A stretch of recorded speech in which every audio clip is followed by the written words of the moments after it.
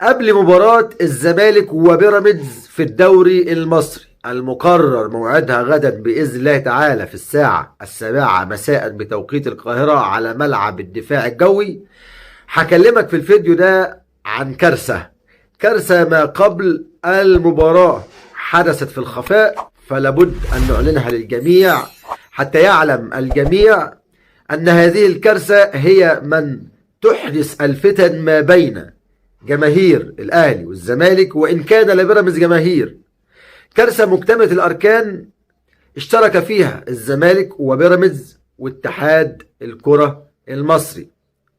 هكلمك في الفيديو ده كمان عن سر تدهور وتراجع أداء لاعبي النادي الأهلي في الفترة الأخيرة اللي علامة استفهام أمام جماهير النادي الأهلي.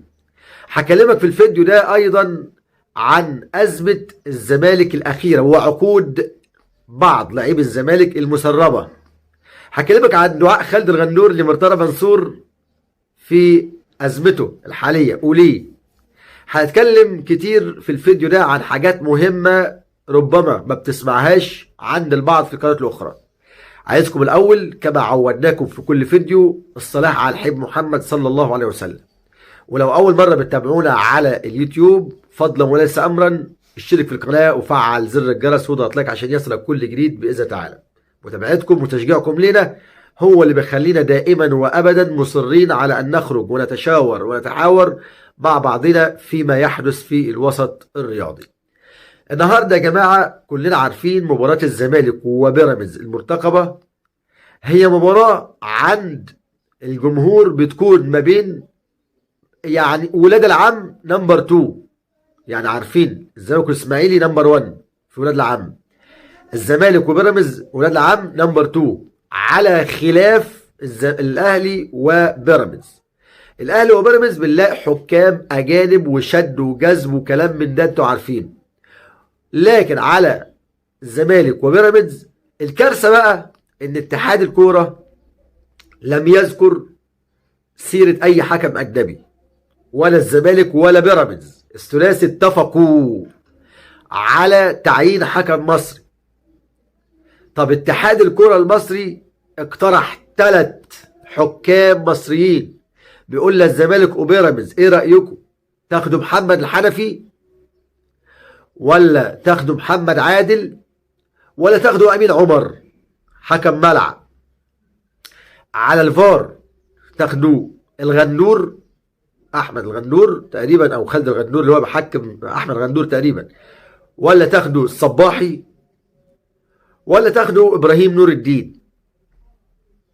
يعني هتقول لي ايه السبب؟ هقول لك السبب يا سيدي الفاضل، دائما وابدا مثل هذه القرارات هي من تزرع التعصب وتحدث الفتن بين الجماهير.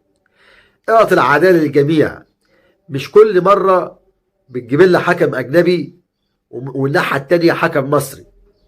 فبالتالي المباراه فيها يعني استبياع. بمعنى ايه؟ الحكم المصري انت وميولك كسب الطرف اللي انت بتحبه. طب من مصلحه مين المكسب؟ من مصلحه اتحاد الكوره ان الزمالك يكسب علشان تهدي الازمه المشتعله ما بين الزمالك واتحاد الكوره في الفتره الاخيره. مش عايز اطول عليكم في الحته دي، حبيت اذكر لكم الجزئيه دي. نروح بسرعه على الجزئيه الثانيه واداء الاهلي المتراجع في الفتره الاخيره، وعلامه استفهام كبيره قدام لعيبه بحجم الاهلي، قفشه والسوليه وغيره شريف، يعني مش عايزين نذكر اسماء ونسيب الباقي عشان ما نكونش ظالمين، وديانج كمان. سبب رئيسي ايه هو؟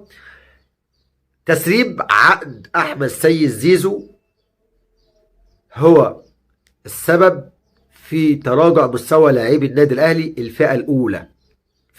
بكلمك ديانج، قفشه، السوليه، محمد شريف، بكلمك كمان عن عندك علي معلول، عندك محمد هاني. تتكلم عن فئه اولى، يعني هم رقم 1 في العقود، وهم اللي شايلين الاهلي على كتافهم. هتقول لي يا عم ايه الفرق؟ هقول لك ان لعيبه الاهلي عقودهم، يعني قفشه ده باخد 7 مليون، يعني محمد شريف 7 مليون، عمرو السولية 7 مليون، يعني بتلاقي في لعيبه على حده واحده. في حين احمد سيد زيزو كان طالع عقد احتراف بره في قطر ب 3.5 مليون دولار. احسبها بقى كم بالمصري. ده في ايه؟ في الموسم الواحد. شوف كم مصري. في حين لاعبي النادي الاهلي باصين ازاي لاعب زي ده احنا مقارنه به ما بناخدش زيه، فبالتالي اللعيبه في حاله سرحان وتوهان واستهتار وكانها بتعدي الاداره والجهاز الفني. لا، انا بقول لك الكابتن محمود الخطيب قلب العين الحمراء وقال لسعد الحفيظ نصا اللي مش عاجبه يمشي، اللي مش عاجبه يتوكل على الله. نروح بقى على خالد الغندور وهو بيدعي لمرتضى منصور اللهم فك كربه ويعني ارزقه سعة صدره وفرج عنه ازمته والكلام ده كله. احنا بندعي لكل واحد في دي، لكن هل ورا دعاء خالد الغندور لمرتضى لغز او سر؟ الله اعلم. البعض بيقول يمكن خالد الغندور بيقول مرتضى لما يطلع هيشوف مين الحبيب ومين العدو في الازمه اللي عدى فيها دي او اللي مر بيها دي، فبالتالي خالد عايز ايه؟ ينجو من هجوم مرتضى حين عودته.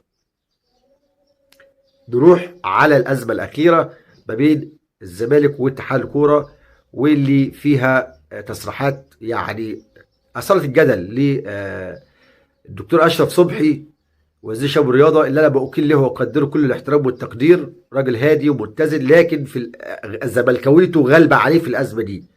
زملكاويته غالبه عليه لان ابرز تصريحه اللي هو قاله امبارح ان يحق للجمعيه العموميه في الزمالك ازاله عضويه مرتضى او عدم ازالتها، في حين ان هو نفسه كان صادر قبل كده في اول ازمه ان تمت ازاله وشطب عضويه مرتضى منصور لتقييد حريته وسجنه في الفتره الاخيره دي. فبالتالي في علامات استفهام. يا جماعه عايزين واحد يطلع يوضح للجمهور حقيقه ما يحدث في ازمه الزمالك من هبوط وازمه مرتضى منصور وازمه مديونيات الزمالك، علشان هنا كانوا بيقولوا على الاهلي الفتى المدلل لاتحاد الكوره والفتى المدلل للكاف، هنا اصبح في وزير الشباب رياضه زملكاوي، اصبح في اتحاد كوره معظمه زملكاوي. فبالتالي البعض بيقول عشان كده يعني الميل والكلب مكيالين هو سبب الفساد الرياضي في مصر. يا رب ما اكونش طولت عليكم، لكن حاولت الخص لكم ما يحدث في الوسط الرياضي في صباح اليوم. بتشرف بتشجيعكم ودعوتكم لينا، وان شاء الله انتظرونا في كل الفيديوهات على ملعب او الكباتن. اترككم في رعايه الله والسلام عليكم ورحمه الله وبركاته.